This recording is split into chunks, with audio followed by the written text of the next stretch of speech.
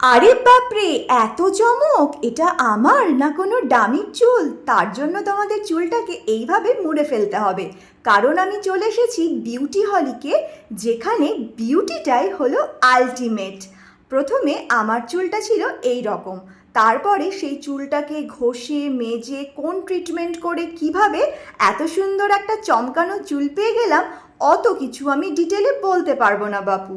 তবে তোমরা কোন পার্লারে গেলে এত সুন্দর চমকানো চুল পেতে পারো সেটার খোঁজ আমি অবশ্যই দিতে পারি। তার জন্য তোমাদের চলে আসতে হবে কৃষ্ণনগরের বেজিখালির ঢালে বিশপ মরো স্কুলের ঠিক অপোজিটে খুবই ফেমাস বিউটি হলিকে।